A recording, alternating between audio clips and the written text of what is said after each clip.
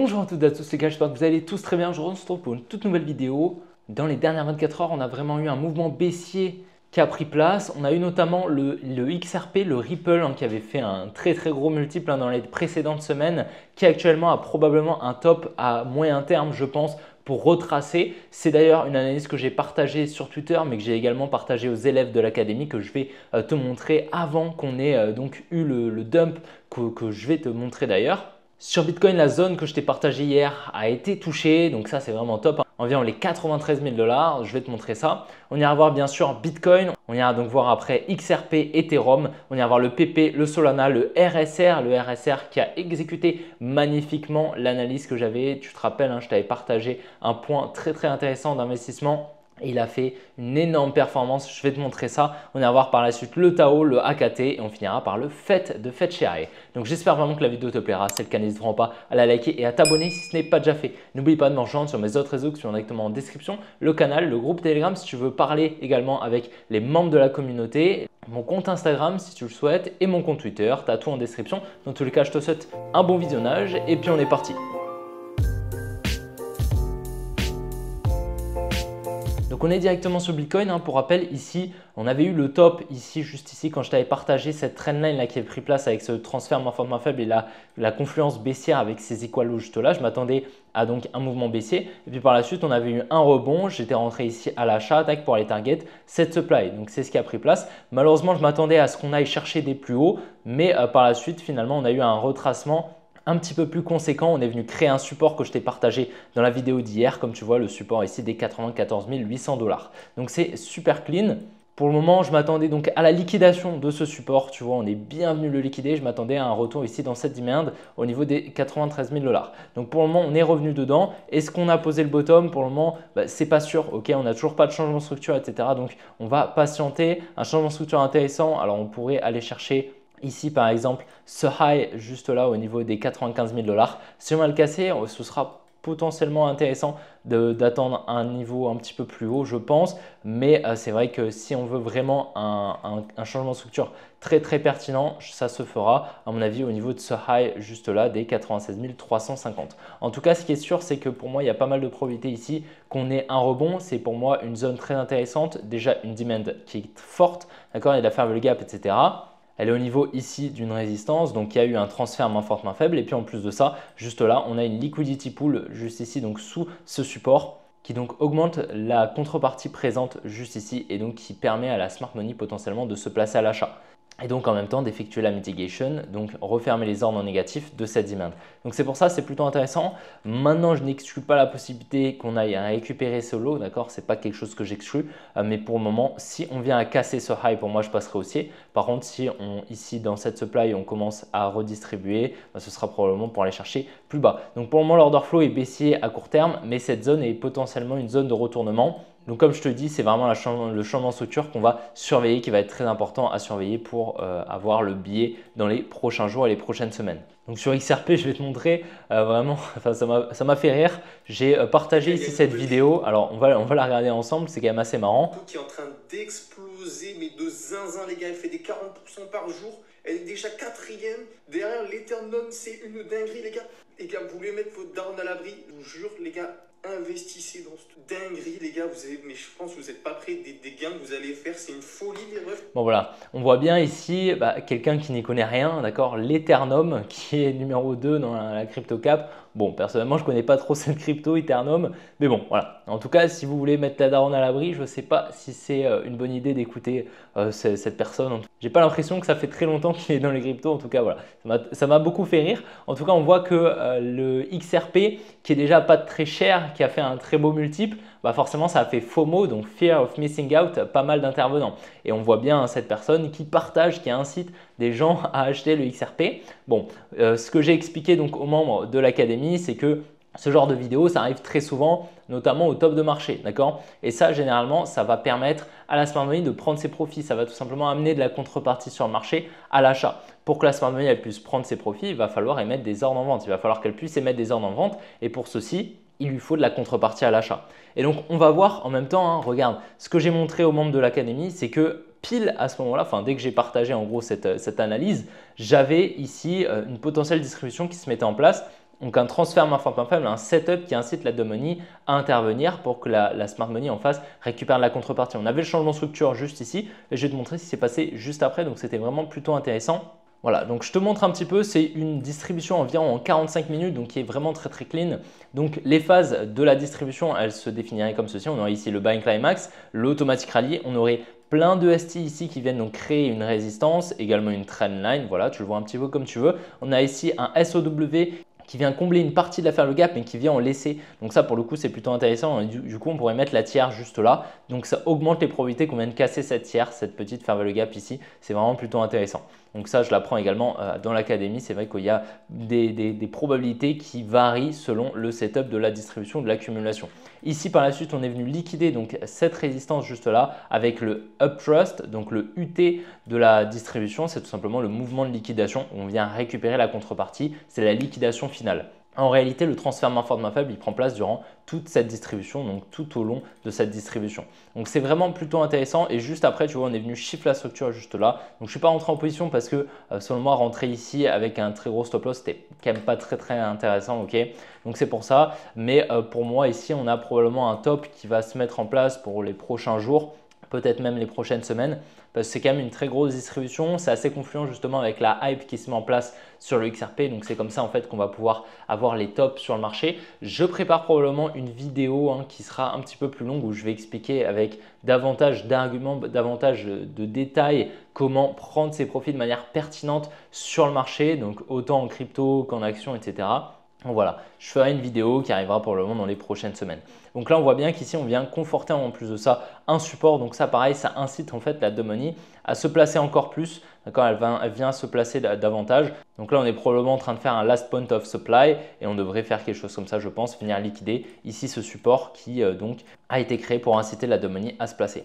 Donc c'est plutôt intéressant pour le moment. D'ailleurs, n'oublie pas, si tu souhaites en apprendre davantage, devenir autonome sur le marché, comprendre les flux d'ordre, comment la smart money se place sur le marché et intervient afin à ton tour réussir à lire ces traces, comprendre le marché, devenir autonome sur le marché, rentable en trading et en investissement. Je t'invite à réserver un appel avec un membre de mon équipe afin d'intégrer l'académie sur laquelle j'ai travaillé déjà depuis plus de 6 mois. Je tiens à te dire ça parce que demain, on va augmenter les prix de l'académie, les prix de l'accès pour limiter l'accès et garder une haute qualité de contenu et d'accompagnement au sein de cette académie. Donc voilà, si tu souhaites l'intégrer, tu as le premier lien en description. Dans tous les cas, je te laisse pour la suite de la vidéo. Donc tu vois cette petite fair value gap ici qui a augmenté la probabilité en fait qu'on vienne récupérer tout ce bloc baissier juste ici. Tu vois, tout ce bloc institutionnel baissier, il est venu être mitigated et c'est actuellement ce qu'on est en train de faire probablement. Mais je pense qu'on va redistribuer pour aller chercher des plus bas. En tout cas, ça me paraît quand même assez cohérent. Et donc ici, je pense que c'est là où on a eu le plus d'achats sur le XRP et c'est là où la smart money a pris ses profits. Okay, je pense ici, c'est là où il y a le plus d'intervenants qui sont rentrés à l'achat sur le Ripple. Je ne sais pas si tu te souviens, si tu me suivais à ce moment-là, mais alors clairement déjà, on peut voir clairement la hausse du XRP qui est tellement gigantesque que je vais être obligé de mettre mon graphique en logarithme. Mais tu vois la hausse clairement qui est gigantesque, plus d'un fois 5,5, c'est littéralement gigantesque. Mais je ne sais pas si tu te souviens de tous les bottoms que je t'avais partagé sur l'XRP, toutes les zones d'investissement que je t'avais partagé avec de fortes probabilités et justement cette demand que je t'avais partagé au niveau des 0.4 lorsqu'on était ici. Je t'avais dit que c'était la zone la plus pertinente pour un bottom, il y avait de la fair value gap, etc. Et puis cette trendline qui créait pas mal de probabilités quant à la liquidation de cette dernière. Et juste en dessous, on avait accumulé. C'était magnifique. On était revenu dans cette demand que j'avais forecast. Enfin bref, c'était littéralement incroyable. Même ce support ici qui avait été liquidé.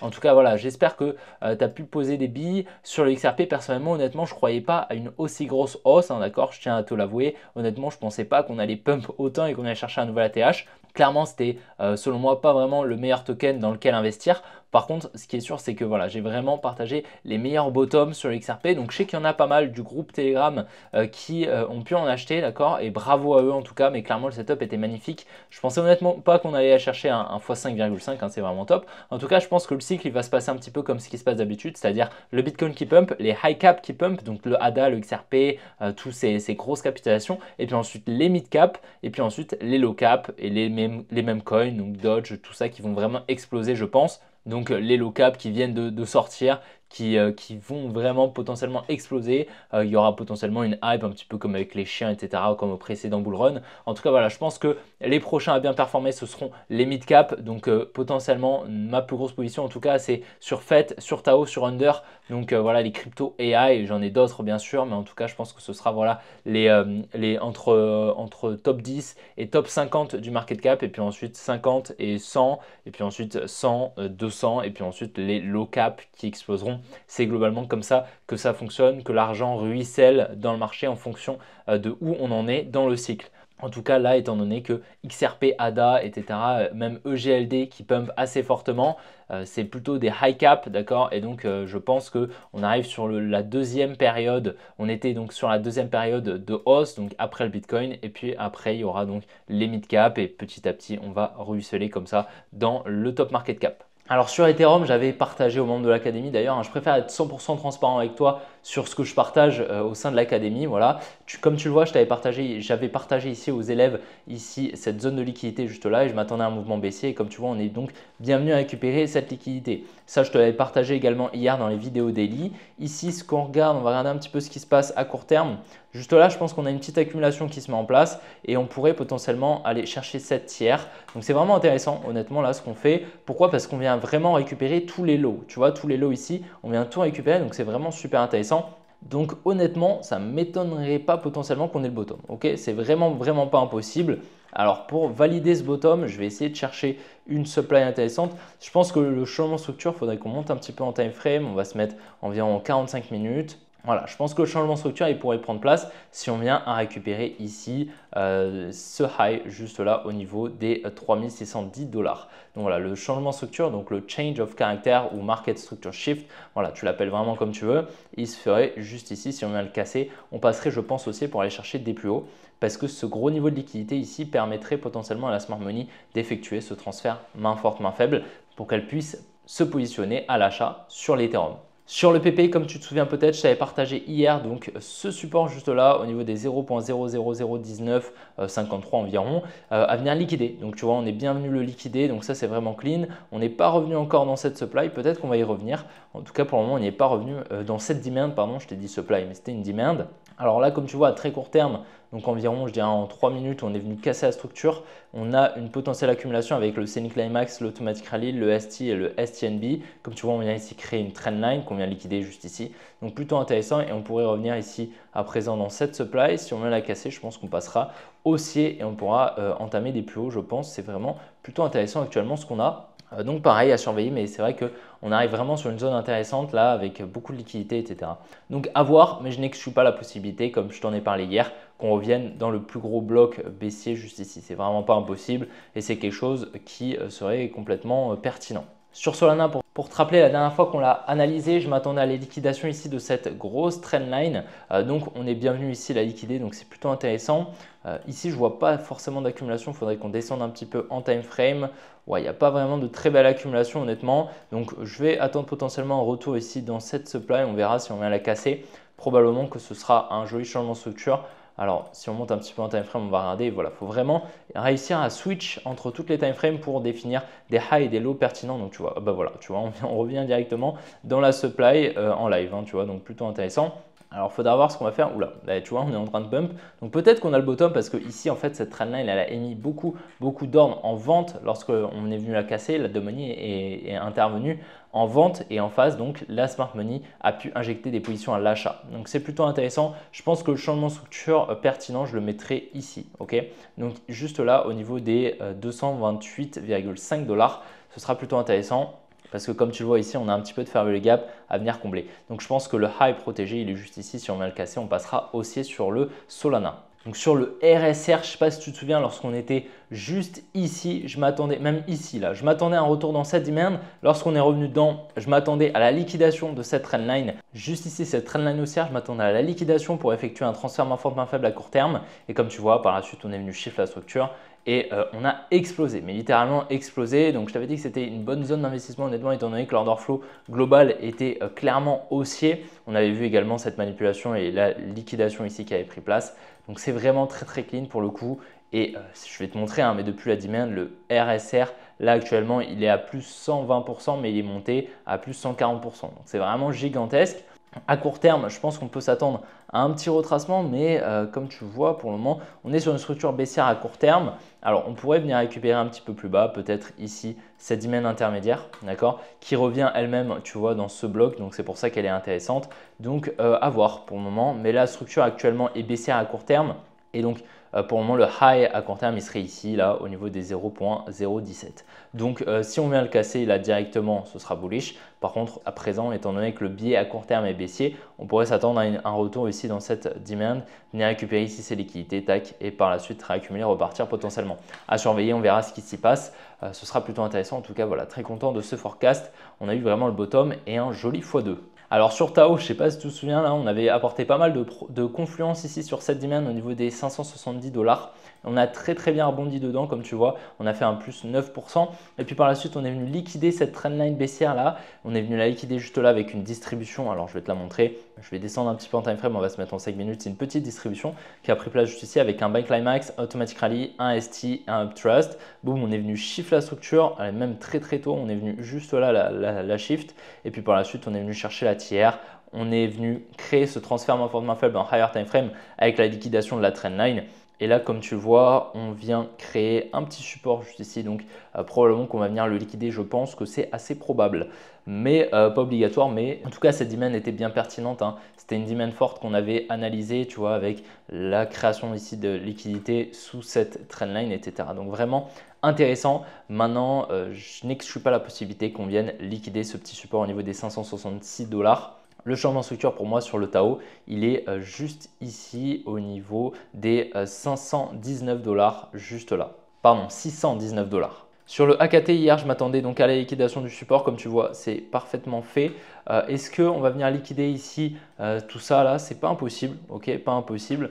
Mais pour le moment, honnêtement, la liquidation du support est intéressante. Si on vient casser ici la structure baissière, on viendrait donc casser les 4.247, ce serait plutôt intéressant. Si on va les casser, on passera haussier. Tant qu'on ne le casse pas, on est baissier, on pourrait venir récupérer cette demand au niveau des 3.49 $ sur le AKT. Sur le fait, donc comme tu vois, il y avait toutes ces liquidités juste ici là que je t'avais partagé là, tous ces highs, donc on va pouvoir les supprimer, ils ont été récupérés. C'était des highs donc qui étaient présents, enfin des liquidités qui étaient présentes au-dessus de tous ces highs. C'était des stop loss d'ordre en short et donc des ordres à l'achat étant donné que c'est des ordres de sortie de short. On a eu cette accumulation ici dans les demands que je t'avais partagé, donc plutôt clean. Ici, on revient, comme tu le vois, dans cette demand juste ici. Pour le moment, l'order flow reste haussier. On peut complètement anticiper des plus hauts. Par contre, si on vient à casser ici ce lot, on passera baissier à court terme, enfin à court moyen terme, même en 1 heure environ. Et on pourra les target cette demand au niveau des 1.533. Pour le moment, tant qu'on est haussier, on peut entamer des plus hauts. D'accord. Si on vient à casser ce lot au niveau des 1.7, on passera baissier. Pour le moment, l'order flow est haussier et on est ici dans une demand. C'est plutôt intéressant. Ici, je vois pas si on a une petite accumulation qui a pris place, j'ai l'impression, mais elle n'est pas high probability en tout cas. Donc voilà, à surveiller pareil sur le fait. Et donc voilà, j'espère que la vidéo t'a plu. Si c'est le cas, n'hésite pas à la liker et à t'abonner si ce n'est pas déjà fait. N'oublie pas de me rejoindre sur mes autres réseaux qui sont directement en description. Le canal, le groupe Telegram, mon compte Instagram, mon compte Twitter. Tu as tout en description. Et puis si tu souhaites me rejoindre dans l'académie pour que je t'apprenne à devenir autonome, rentable en trading, en investissement, il y a plus de 30 heures de contenu divisé en plus de 30 vidéos. Et il y a déjà plus de 30 membres. Ça fait beaucoup de 30. Mais voilà, il y a déjà pas mal de membres qui ont déjà des résultats dans leur analyse technique. Donc, si tu le souhaites, tu as le premier lien en description afin de réserver avec un membre de mon équipe. Les prix, malheureusement, pour l'accès vont augmenter demain. Donc, si tu avais prévu de rejoindre l'académie, n'hésite pas à le faire et de profiter aujourd'hui des prix qui sont plus faibles que demain. Dans tous les cas, je te souhaite une bonne après-midi, une bonne soirée et puis on se retrouvera demain pour une prochaine vidéo comme d'habitude. Allez, ciao les gars!